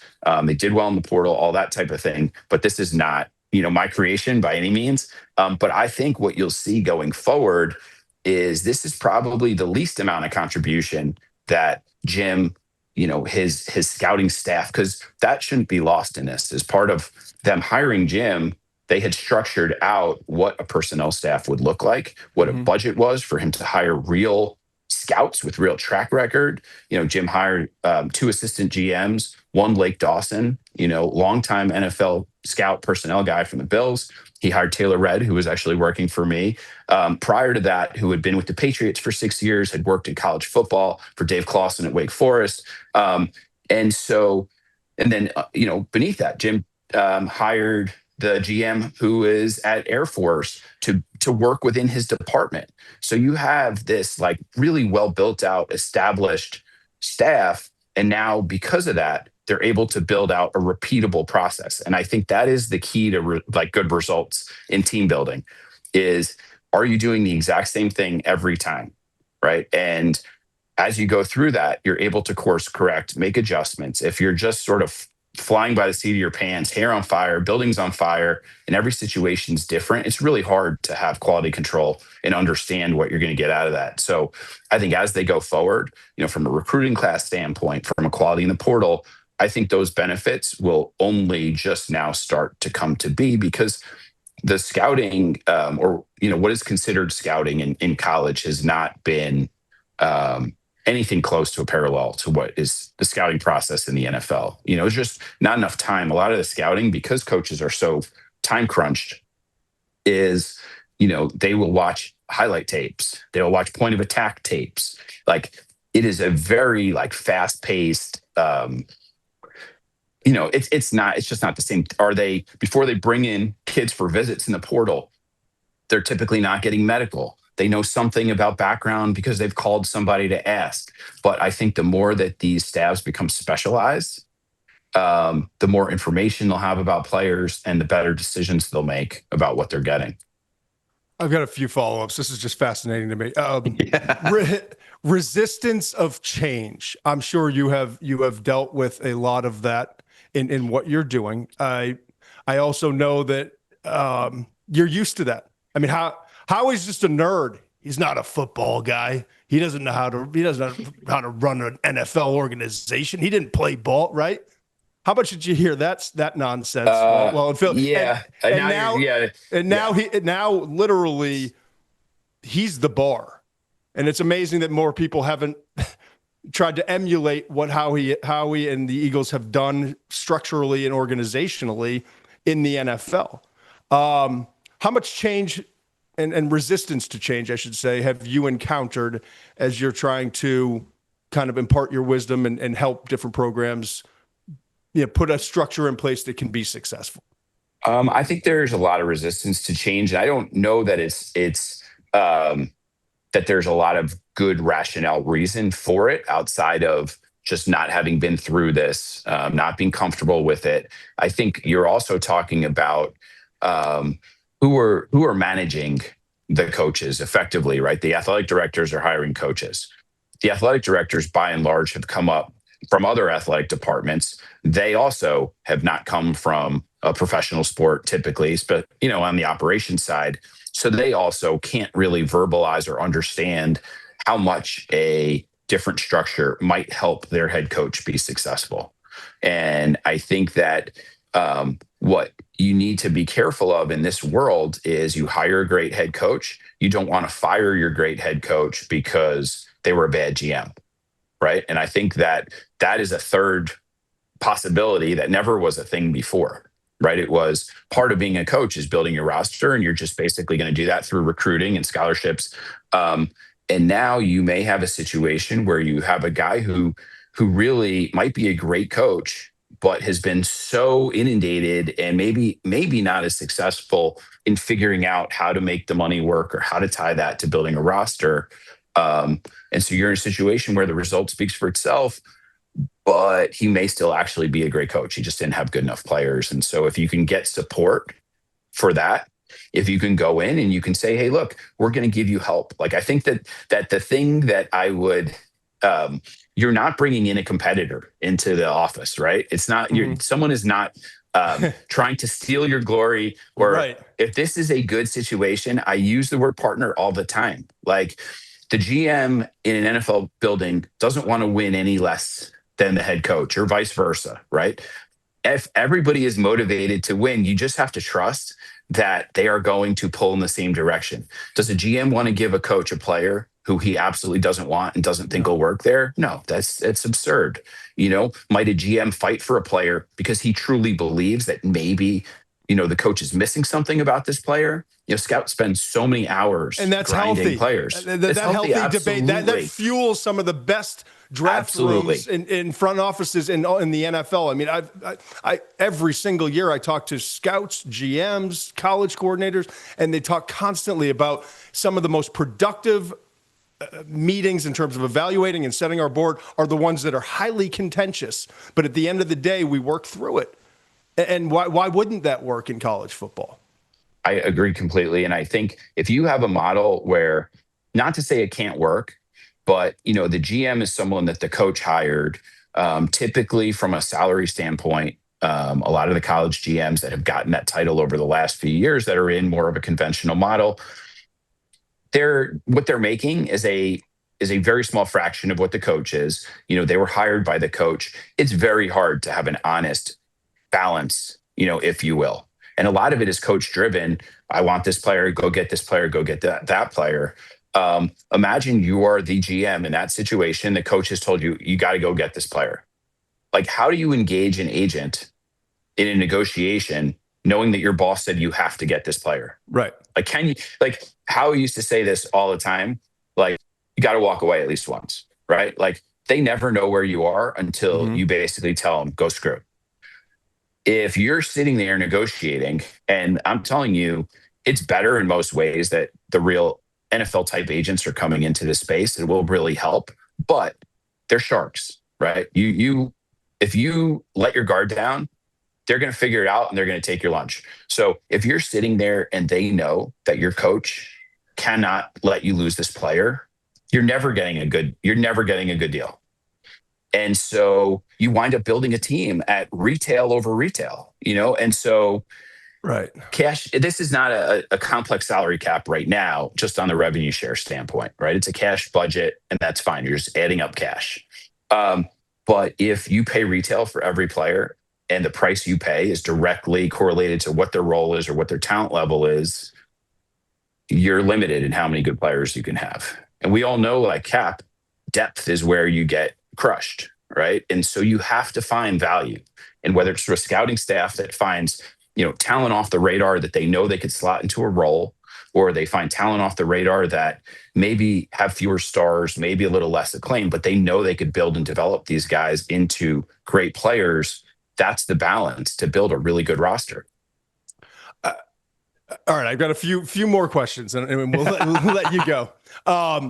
And we can kind of rapid fire through them, but don't feel rushed.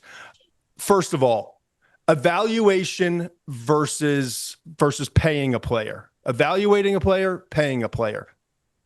Obviously, we hear so much about like the collective, and this school has 20 million, and the Matador Club at Texas Tech had 30 million and 25 million here, and what Lane just got. But when you start to look at like how we're using that money and evaluating the player versus paying the player, how much are you trying to help as you try to install, a staff and work with a general manager and trying to, Jim Nagy brought in, you mentioned some of the names, highly qualified people with experience. How much are you trying to not coach them, but help them with, because you were a trader for 15 years in Chicago. Yeah, that's right too. You came to Philadelphia, and Howie is this trade, and we're trading on draft day, and we're going to trade for this play, and unconventional means. But behind all of that, and Howie would readily admit, you were helping with how do we structure these deals, and where does the money go, and how do we allocate it, and can we turn this into a bonus, and all of that. So how important is it, the managing of the salary cap, if you will, and paying the player, while also making sure you're evaluating the right, not just a talented player, but the right player for that system? Sure. I think evaluation and valuation is where you're getting to. Like that's Yes. sort of the We got there. The trade-off here we're looking at. I think they're very closely related. I think that one of the biggest issues that schools have had in negotiations, there's an emotional attachment to players, right? And if you don't have a great model, or you don't have sort of boundaries set up in advance, it's almost impossible to walk away or figure out when you've hit that point and it's just not worth it anymore. Because, if you're dealing from, everyone has a limited resources to an extent, and those resources might be significantly different from school to school. But from those resources, you need to figure out how to build a team. And that exercise comes first. And I think when I jumped into this, maybe there was some assumption that, like, hey, nerd, figure out how much we're supposed to pay these players, and I was going to set up with like a pencil, I'm going to go pencil behind my ear and crank away and hand over like this little machine that would just tell them all this. Well, team building is not like that. It's a dynamic process. You have to kind of adjust and constantly figure out. You got to know what you're leaning on and what kind of options you have, how important players, what the role is, like what do specific roles pay? How are we going to rotate at our defensive line? Do we want 2 studs? Do we need 5 guys? Like, those are the decisions and the discussions you have way before you sit there and actually start signing players, hopefully. But to that point, no one has ever done this before in college, or hadn't. And so a lot of this, just the season bleeds or bled right into the portal. So you never have that moment when your coaches are doing everything, right? And you imagine the portal prior to this year was basically an extension of the regular season. right? Beginning in December, they just went right into portal. So basic things that happen in the NFL, you should sit down with your coaches, whether you're sitting down in person or whatever, and get a very clear evaluation of your entire team, right? From every support staff, the coaches, because you need to make a decision on not only whether they come back. In the NFL, you have multi-year contracts, and some of them you may be obligated to come back. Some of them you may be thinking about trading. But that informs you going forward. What are your needs? What do we see down the horizon, down the pipe here? But these schools, not because they wouldn't do it, they just have never done it before, and they don't have the time to sit there in advance. Having a distinct scouting staff allows, during this season, this process to go on in parallel to not having to worry about game planning and winning every week, right? Because in the past, your coaches had to make a decision to some degree. Am I spending time on next season, or am I spending time on this season? And you know how coaches, it's always about this week. They are going to sit there, burn the midnight. It could be 0-11. And for the 12th game, they're putting in the same time. They work their asses off. Right. But it may be taking away from the next season. But, how could you blame them? But at least when you set up a distinct kind of parallel process, this is all going at the same time. You're not compromising this season while thinking about next season. But I think that, to me, at least, the player valuation side, like the money side, I think about it like a big funnel, right? It's widest at the top. You have every possible player in the country, high school, portal, any one of those might be on your roster for next year. How do you get from that huge group to the very bottom, which would be, these are the players we want to have on our roster, and these are the players we need to pay, right? And so before this nerd would sit down and say, hey, this is how we have to pay, I would say, are you sure that these players that are at the bottom of this funnel are the right players? Right. And I don't know that anyone could answer that with conviction. And so let's make sure that the 98% of this, in terms of your funnel and how you're getting to these players, those are the right players. Let's go through and figure all that out. And then let's also talk to the coaches. How do you want to win? Is this an offensive operation, defensive operation? Are you going to build along the lines? Or are you, on defensively? Are you going to take pass rushers or cover corners? Are you going to pay off ball linebackers? These are things you talk about when it's quiet. You don't all of a sudden have the discussion for the first time while there's two players in front of you and you're picking between them, because I just don't think that leads to good decisions. And so for me with schools, I want partners. I want to be able to help them win. I don't think it does a whole lot of good for me to work with a school who doesn't really want to work with me or isn't really committed to actually making a change. Because the only way for me, I want to feel good about what I do. And I think this is fun when you're helping them figure out how to get better and how to win games. No one that works in sports doesn't want to win. That's right. We're all here for a specific reason because we're competitive. But I think that, that's the process. It is a process. It's not all of a sudden you just snap your fingers. And so Florida with Florida, they are it's going to take a while for them to understand, Coach Summerall and Dave, it's not just going to be old married couple from day one, right? It's new for both of them. But I think that Dave has thought about this for a long time as a good jumping off point and a good way to pivot. And he understands his primary job is to support the head coach.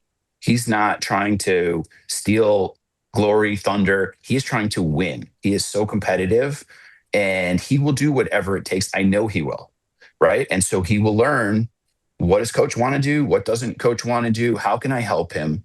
There's no question in my mind. You have so much untapped, cheap, and sometimes free labor at a school. You have all these students who want to work, which is great. Bring them in. But if they're not trained, right, these students now have the opportunity to learn player evaluation from a former NFL GM.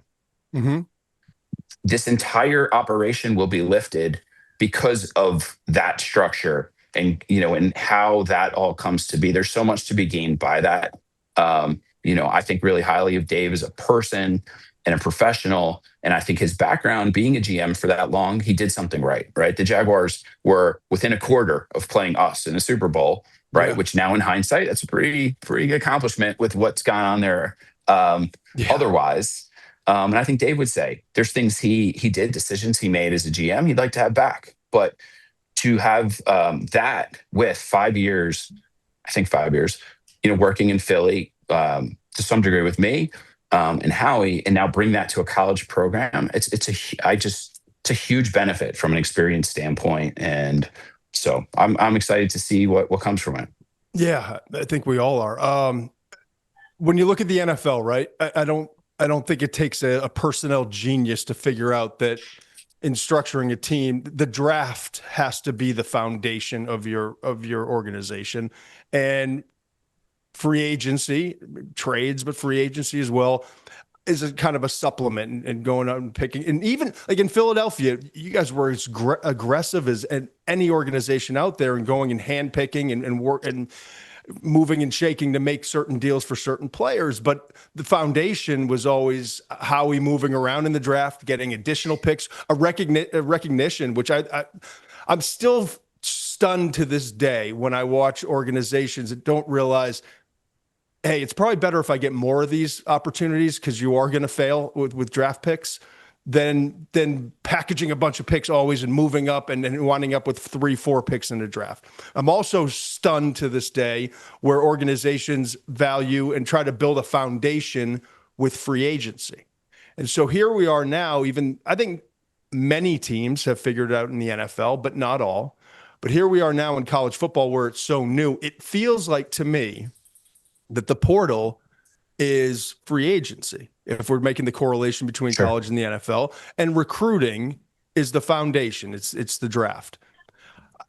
A, do you agree with that assessment? And B, what's kind of the process that you're working with when you're working with a program to hire a general manager and you're trying to kind of give some wisdom to those people on how to manage the portal versus high school recruiting? No, I agree with you in broad strokes that those are kind of the parallels. They're not perfect because, like I said earlier, I think that recruiting underlies all of this. And, in the NFL draft, you pick a player and he basically has to come to your team. There's no situation that these schools are in where they can literally pick a player, right? There is always a recruiting factor. Portal's closest, but even in the portal, what has been the case, and maybe it changes this year because it's a lot more condensed, players by and large insist on taking multiple visits. And so in free agency, you have certain needs in NFL free agency. You have a 2-day tampering window. Let's say you need a starter at guard or something. You may have, 3 or 4 guys. You work your way top to bottom, but you're going to come to terms with somebody in that tampering period. And that person's going to come in, take a physical, assuming that goes well, they're going to sign.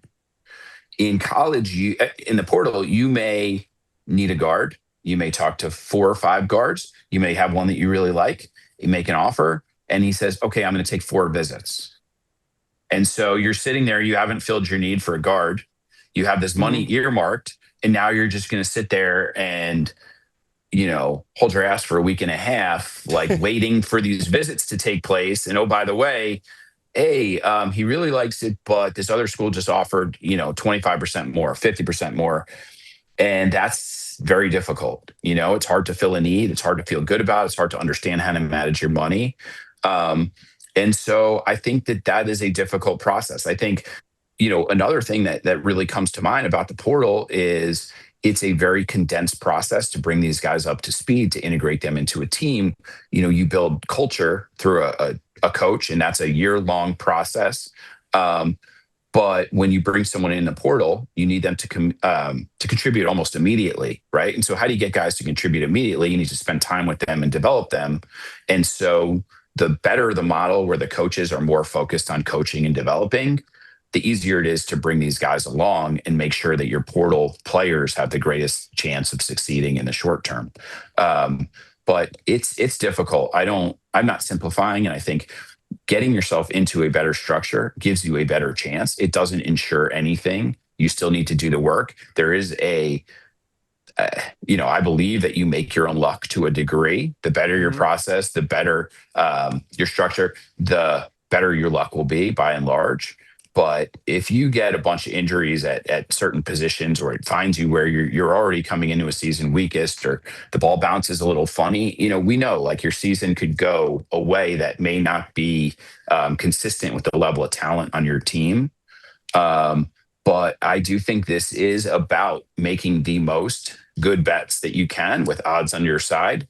And over time, that brings sustainable success. And I think in the NFL, it's not hard to look at, there's kind of tiers of teams where these teams always seem to have a chance. Do we think that it's a salary capped, much more resource constrained than college? Do we think that that's just because they have great luck every single freaking year? No. Like, we know draft results kind of mean revert. You have great draft, you have poor draft. You have great draft, you have poor draft. But these clubs have built an organization that's sustainable. They're really, really good. And so they are ahead in most areas going into a season. And that gives them, that makes them more likely to win consistently. It was very important when we decided to do this that for our audience's sake, that this did not turn into an infomercial, as you and I talked about, Jake. And can I ask, are you going to wrap it up? Can I ask one more question? Yeah, go ahead. I'm sorry. I just want to get something in. I was about to land a brilliant ending, but go ahead. No, you can still do it after this. I will. I'm curious, and I think our listeners will be curious. There's variables I understand, including where it's with its facilities, how progressive they've already been with their staff. But when you're sitting down with these schools, is there a number that you're talking about to be competitive in college football? And I mean soup to nuts. I don't mean with players. I mean building out your staff, having the kind of facilities that are going to attract players. Is there a number? Is it different for everyone? I'm just curious. What's it take to compete at the college football level today? I think that what I would say is there are a lot of different numbers. Okay. There are different tiers. I think the biggest thing is if you are if you are aligned in terms of what goals you are providing your coach and your program, and publicly, do we want to win national championships? Are our resources competitive with other clubs that have that goal? And I think resources, it's complicated. Like, this is not pure. There are so many different sort of pipelines, if you will, that go into how to build a really good roster right now. Some of them are explicitly like going into players' pockets, clearly, like rev share, direct cash payments.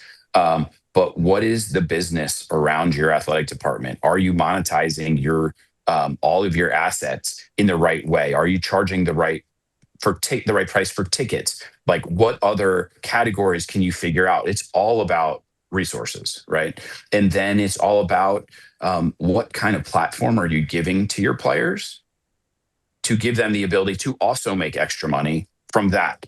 And some schools are putting it on a tee for them. They're building, inside marketing agencies to help build these players' brands and give them more opportunities. And so if you're a player and you have the same offer from two schools, but one school is also going to help you make all this other money, theoretically, on, off of your name, your brand, do social media posts, do all this other stuff. Like, in that way, the same offer, but that school now has really offered you more, right? Because you're thinking about, I'm going to come out of there.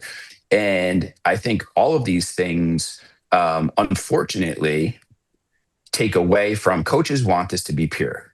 Here is a place you have a chance to win. We will develop you. We'll put you in a position to be the best NFL player you could possibly be, right? That's pure.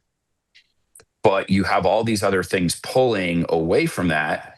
And you also have an agent community, air quote agent community, that are NIL only type agents, or they're, former coaches, and they only get paid the most by moving these kids to other schools. Yep. Yeah. And so it's not a pure process. And I think on top of all the other things that suck for coaches right now, you bring in a kid as a recruit. This kid's got huge upside. You know how to get him there, right? And you feel like by his junior, senior, this is a first round pick. This is whatever, and I know how to get him there. And all of a sudden, there's 5 people in his ear about why he needs to go to this school, why he needs to do this, why isn't he playing more, and you're just like, dude, chill out. Like, we are going to get you there. And do you know what a first round, corner will make? And whatever. Look, you're going to leave for 50 grand, 100 grand. You're going to pay your agent something stupid. You're going to move. Like, it's dumb. And I think that's just as frustrating as all the other stuff to coaches, because even if you have great resources and a great program and great facilities, you're a great coach, you still run the risk of losing players and that turnover. And I think coaches in their hearts, they want to develop, they want to spend time, they want to be great. And, there's a lack of purity, I guess, in that, back to Jeff Hafley. He wants to coach ball. He wants to get his team better, put a good defense out there, think about scheme. How are they going to beat this week's opponent? As do the college coaches, but yet it's all this other stuff that kind of clouds it and takes time away. Now, I appreciate this. Yeah. It's all fascinating. and it is, like, the more I talk to you, the more it resonates how complicated it all is. And I think, I mean, as I was getting ready to say, but I'm glad you asked that question because it was an amazing answer. I don't know how, if you're an AD or a general manager, you don't go to the website the athlete group right now and try to, if you have any sense of trying to restructure what you currently have and try to reach out to Jake and his group with Mark Preisler and everyone else. It's too important. The business is too big. There are too many variables right now to try to enter in it and try to succeed in it without the right structure in place. So with that, we could go on for hours, but I think that this provides for our audience a really good understanding of what's going on, what you're trying to accomplish, and most importantly, the challenges that all these programs are facing in this day and age. And I'm sure this is not the last time that we'll talk, and we appreciate your time, Jake, and just look forward to seeing what you're up to next. Thanks. I appreciate all the time and everything. Good luck with everything. And thanks for having me. And a good friend of Joe Douglas is a good friend of ours. So we'll stay in touch. But thanks again. We'll talk soon. Thanks, Jake. Take care, man. Thank you, guys. Must be 21 plus and present in select states. For Kansas, in affiliation with Kansas Star Casino, or 18 plus and present in DC, Kentucky, or Wyoming. Gambling problem? Call 1-800-GAMBLER or visit rg-help.com. Call 1-888-789-7777 or visit ccpg.org/chat in Connecticut, or visit mdgamblinghelp.org in Maryland. Hope is here. Visit gamblinghelplinema.org or call 1-800-327-5050 for 24/7 support in Massachusetts, or call 1-877-8-HOPE-NY or text HOPE-NY in New York.